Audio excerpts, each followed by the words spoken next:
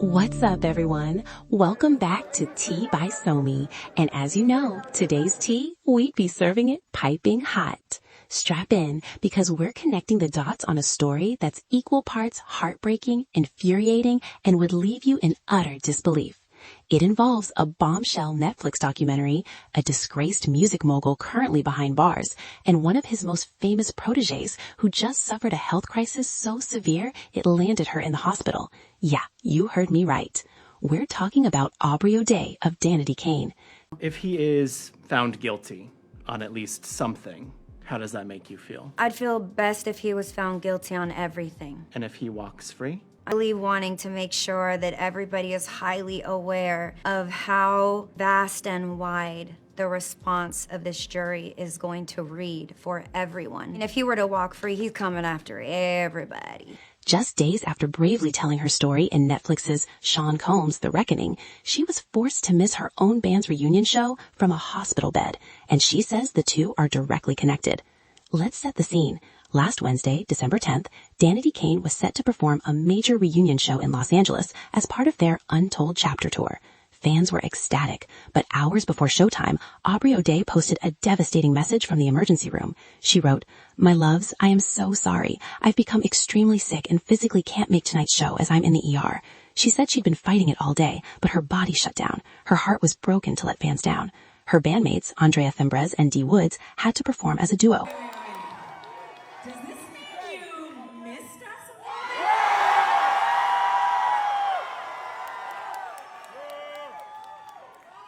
And then there was two. We'll talk about that a little bit later, but let's just keep hitting them over the head with these bangers, y'all. You ready to party with us? Let's go! But here's where it gets deeper. This wasn't just a random flu. In a follow-up to TMZ, O'Day described a brutal physical breakdown: vertigo, fever, dizziness, migraine, chills, and vomiting all night. And she pointed a direct finger at the cause: the emotional and psychological trauma of reliving her past by watching the Netflix documentary about Diddy, where she is a central figure.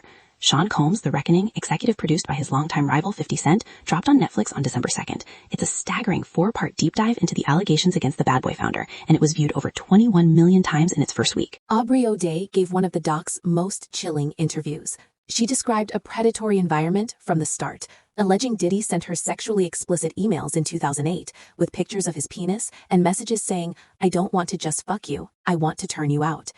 She believes she was fired from Danity Kane 6 months later for refusing his advances.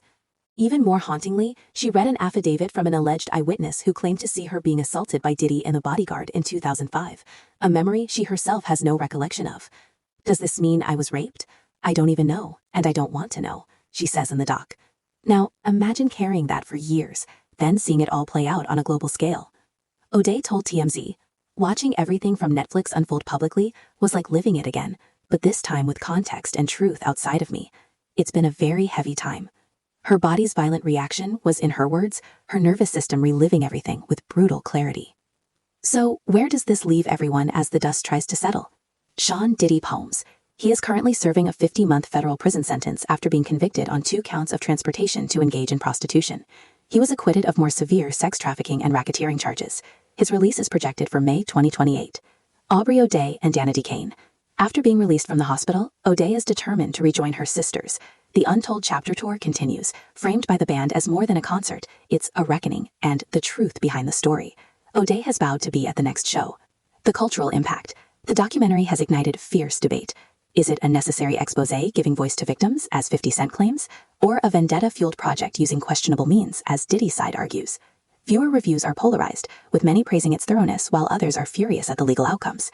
At the end of the day, beyond the legal threats and the PR spin, this story crystallizes one powerful truth: trauma has a physical toll.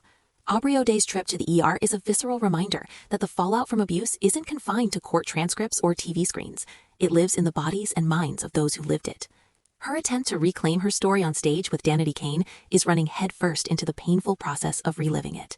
It's the ultimate reckoning, not just for Diddy, but for everyone grappling with the legacy of his empire. What do you think? Was Netflix right to release this documentary? Share your thoughts in the comments below. Don't forget to smash that like button and subscribe for more deep dives into the stories dominating pop culture.